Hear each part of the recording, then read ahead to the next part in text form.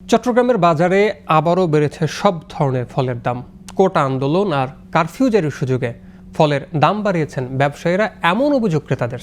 আর ব্যবসায়ীরা বলছেন কারফিউর কারণে পণ্যবাহী পরিবহন বন্ধে কমেছে সরবরাহ। পাশাপাশি ক্রেতা কম থাকায় নষ্ট হয়ে গেছে আম, কাঁঠাল, কলা, পেঁপে সহ প্রায় সব ধরনের ফল। ফলে বাজারে বেড়েছে ফলের দাম। চট্টগ্রাম থেকে মোহাম্মদ আলী রাশেদের তথ্য চিত্রে ডেস্ক রিপোর্ট। টানা ৬ দিন কারফিউর কারণে বন্ধ ছিল পণ্য পরিবহন আর বন্ধ ছিল দোকানপাট। ফলে চট্টগ্রামের অধিকাংশ দোকানের ফল নষ্ট হয়ে গেছে বলে জানান ব্যবসায়ীরা। বিশেষ করে আম, কলা, কাঁঠাল সহ বিভিন্ন ফলে ধরেছে পচন। এদিকে ফলের দাম বেড়ে যাওয়ায় বিপাকে পড়েছে ক্রেতারা।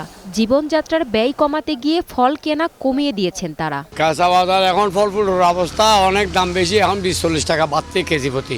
বাজারে সব কিছু দাম বাড়তে, এখন একটা করলে একটা নিতে পারতেছি না। এখন কি করবো, এখন আমরা জনগণের গিয়ে করি। বর্তমানে দুর্মূল্যের বাজারে আমাদের যা ইনকাম, তার সাথে আমাদের এখন আয়ের সাথে খরচ বেশি, যার কারণে সব জিনিসের দাম বাড়ছে, আমাদের ইনকাম কমে গেছে। নিত্য প্রয়োজনীয় যেগুলি না হলে মানুষ বাঁচবে না, সব কিছু নিয়ে প্রবলেম।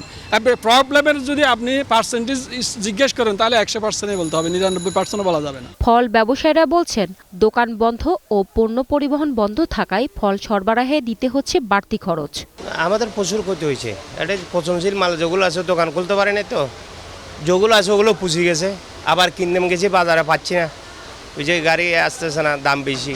বিশেষ করে ধরেন আমাদের ব্যবসা বাণিজ্য বেশি ক্ষতি হয়েছে, কাঁচামাল আমরা দোকান খুলতে পারিনি।